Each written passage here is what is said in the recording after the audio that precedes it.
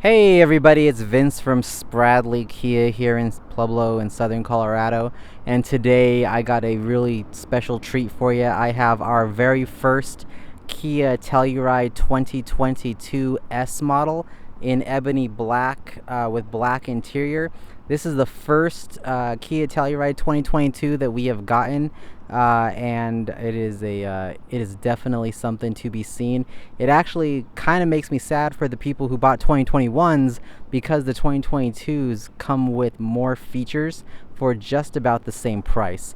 So it definitely, in my opinion, the 2022s are a much better value than the 2021s. And then today I'm going to show you why. If you are new to my channel, please like and subscribe so you can see more great content that I have. I try and post once a week. But if you can like and subscribe, that'd be great. I'm trying to get 250 subscribers by the end of August, which is doable. I just need your help. So again, if you like what you see, please like and subscribe. So jumping right into the outside. So again, this is the 2022 Kia Telluride S model in all-wheel drive, ebony black with black interior. Right up front, you see the new Kia signature badging, the script badging. I really do enjoy that the new badging much better than the old, in my opinion. I am a very big fan. And then you see Telluride right across the front hood there. Coming around to the side just a bit, you see the LED lights with the daytime running lights there in the center, and then also your your little front air vent there, fully functional. This model here, you can see the chrome along the grille, and then you see how the chrome kind of boxes in the tiger nose grill right here. They still call it a tiger nose grill.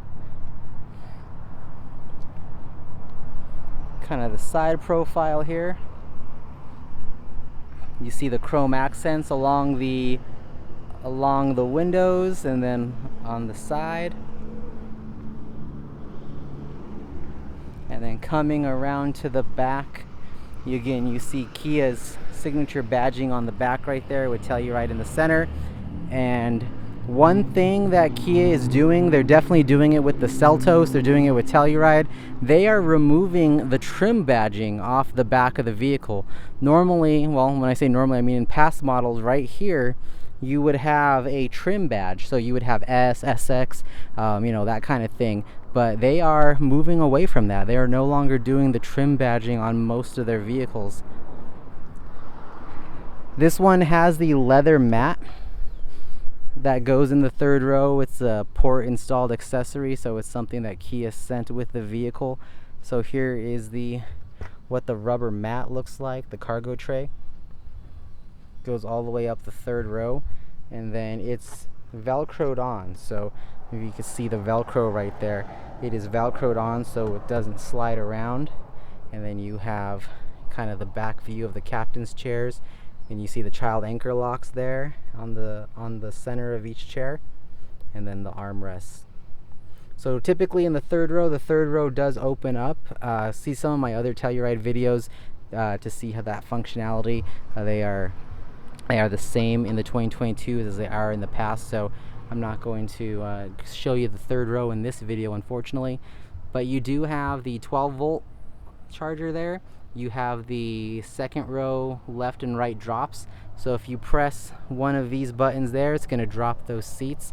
So I'm going to go ahead, I'm going to press the right, and then that guy folds there. We call it near flat, but it goes pretty flat. You have USB chargers for your third row passengers there in the wall, right there next to the hand grip for your passengers to get into the third row. And if they're small enough, they can come right down the center aisle as well. A full-size adult fits in the third row, so it's pretty impressive. I'm 190 pounds, give or take, and I fit very well in the third row. You have these little seatbelt grooves where you can put this. Let's see if I can get this with one hand, like that. That way your seat belts are out of the way in the cargo area. And then this car is insanely accessible. You can buy, again, you can buy the rubber cargo mat, you can buy the nets, you can buy the sunshade that kind of hooks into here and goes into those little groove ports right over there. And then when you store them, you can store them underneath in the cubby space below. So there is actually little grooves there that you can put the sunshade in. That way you don't have to leave it home. If you're traveling, you can store it in the cubby space. Easy close. I do it with one hand. But that is the third row for the Telluride S model. So where Telluride to me really shines is going to be the second row. So everyone that I ever sold a Telluride to absolutely loves the second row, just because of the captain's seats. I've now slid into the second row. This is kind of the view of the front there. But in the second row, you have all kinds of cool little amenities. You have the USB chargers in the seats, passenger and driver. You have these little hooks, you know, behind each seat as well. Those little hooks are, you know, for purses or bags. It's something that you can crisscross. Like, let's say you're in the driver's seat and you want to get into your purse, you can hang it there behind the passenger, and then it's a much easier grab. You have the 12-volt charger down there on this model. This again is the S model, second from the bottom tier. You have your mat pockets, pretty cool.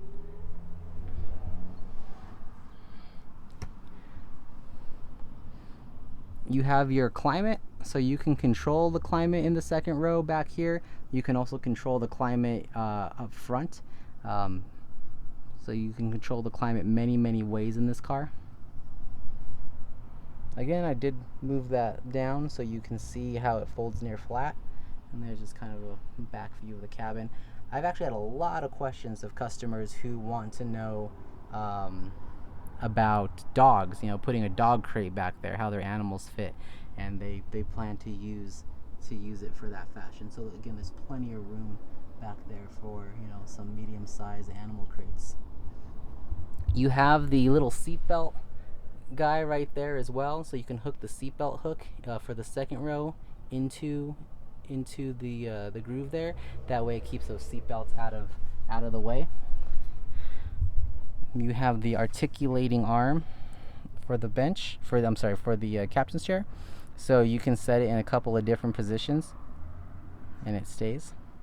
That was a redesign after 2020. So the 2020 models, in 2021 they redesigned this little arm to be a little different, so it has much more articulation and it does stay. So one of the cool things clear my throat there. Sorry about that. One of the cool things about the Telluride is the getting into the third row. So like I said, a full-size adult can fit back there. But how do you do it? So you have buttons right here on the top, and then you have that exact same button down below as well. So if you press this button here, you can see how it slides up and out. And then you can grab on this little handrail, put your foot up like that, and then you just go right into the third row.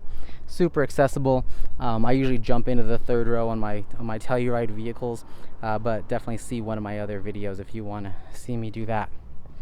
And then these guys, with just a little bit of force, go right back down. Now you have the bar underneath down there, so that bar can move that seat all the way back or forward, so you have a full range of motion there, going forward and backward. And then you have your little lever here. This little lever will manipulate that guy. So not horrible.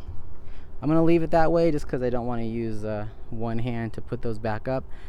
But you have your air vents in the second row as well, which again you can control from the roof setting there. And then you have your air vents in the third row. You also have your sensors there for your rear occupancy alert, so that's kind of cool, and I'll show you how that works here in just a second. Okay, so my favorite part of the vehicle is going to be the cabin. So right away on the door handle you have this little button here. As long as you have the keys with you, you can lock and unlock it with just a press. Its key is one touch. You have window controls on the door, window locks, mirror controls. The S model has the power seats for the driver. Getting into the vehicle, you have your buttons there on the left, which are your lane keep assist, your blind spot detector, your center console illumination, and your traction control. To turn the car on, which I'm going to do because it's hot, you just put your foot on the brake, press the button on the right, and there you go. It'll always say system check every time you get in the car. It'll tell you if there's anything major wrong with it, engine components, oil, that kind of thing. Got 1 mile till empty. I'm pressing this little button here, the 2 pages button, which will manipulate that center screen. You can go left to right, and then this toggle switch right here, you can go up and down. I get a lot of questions of people that want to know where the digital readout speedometer is, and it's right there under one of the main settings, which is your fuel economy. This guy just came off the truck, so it's got 1 mile till empty. We always do a full tank of gas on any new vehicle. It's only been driven 8 miles, and it's 81 degrees here, which is actually pretty nice in southern Colorado right now. You have your light stick right here. Lights go to auto is my favorite feature. That way the lights will turn off and on as the sun goes up and down, which is pretty cool. You can control your smartphone from the left side of the steering wheel, so Android Auto, Apple CarPlay, just the standard radio, Bluetooth, all that.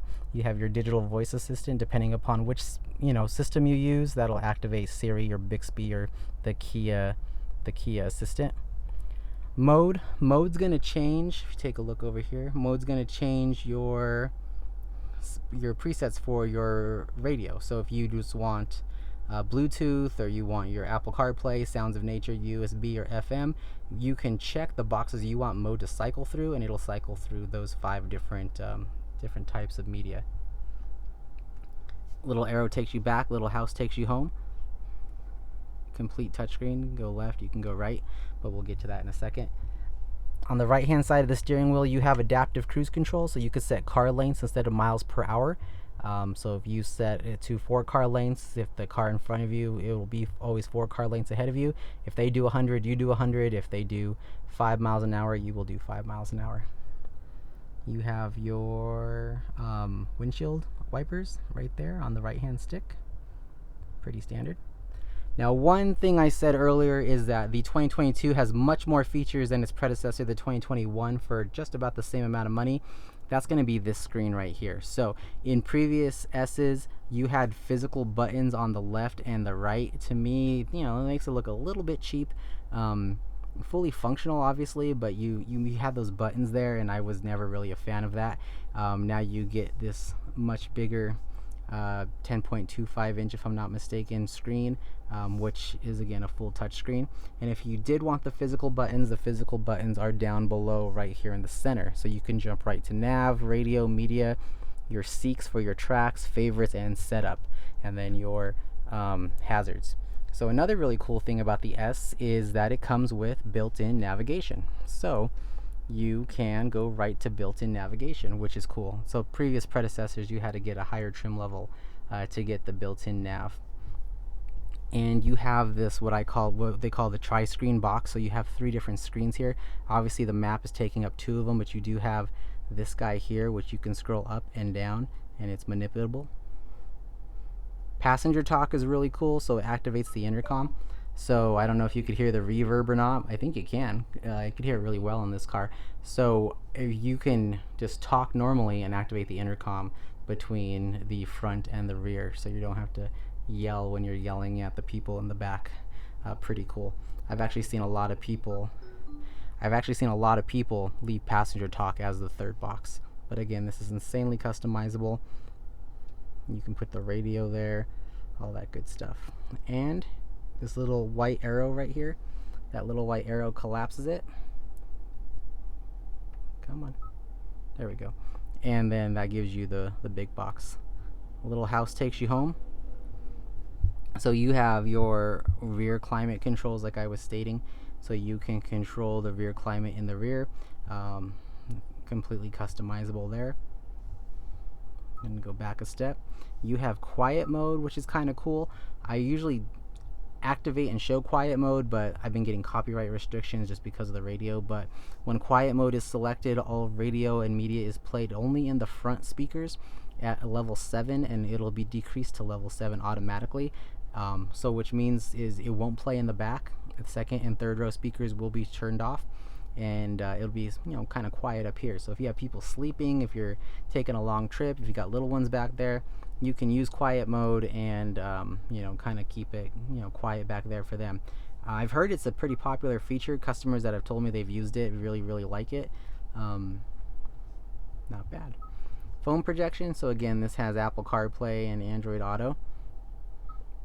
You have valet mode. So when you activate valet mode, it'll lock the center screen, so they don't have access to your information.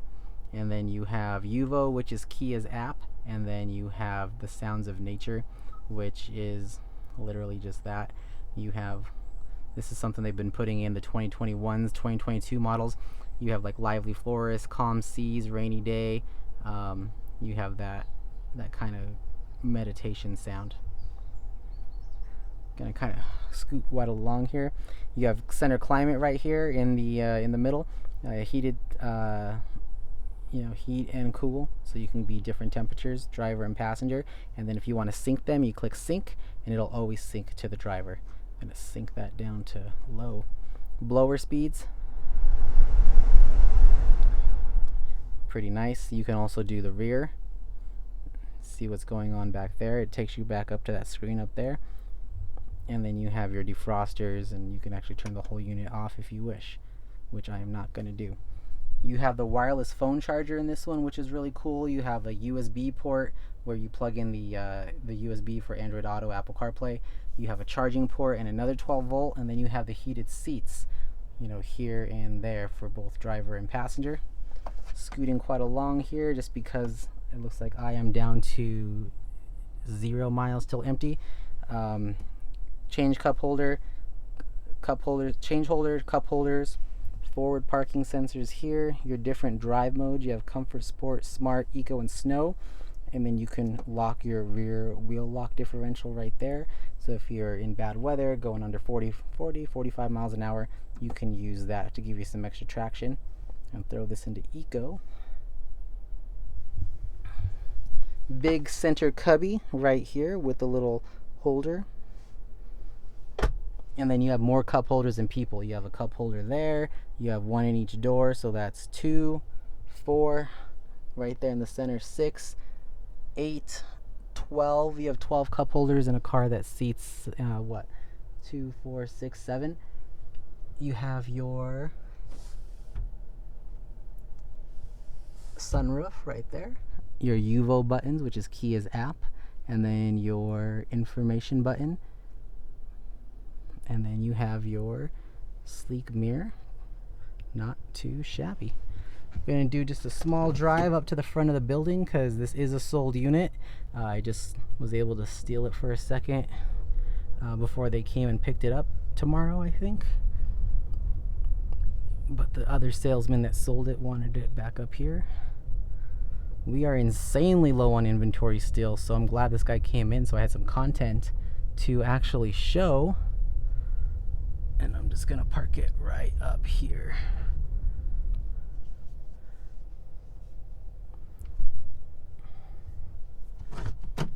So I'm gonna turn it off, and you're gonna see it's gonna go to a summary screen. And that was kind of our video. In real time, it does show which doors are open. So as you can see, I opened the driver door. When I close it, it'll show closed. It does that for the hood, the roof, the wireless phone charger, and the back port. But thanks for watching. If you like what you see, again, like and subscribe. But I'm glad I was able to show you guys the 2022 S model Sorento. Window stickers kind of coming off there. MSRP is $39,395. We're actually selling S models for, what is it, $3,000 over MSRP right now. We're the last dealership in Colorado, I think, to start doing that, and it's so weird that people are paying it. I've always been kind of against that, but people are paying it. I don't know what else to say. It's weird times that we live in. But again, thanks for watching, and I will see you guys down at the dealership, and thanks a lot.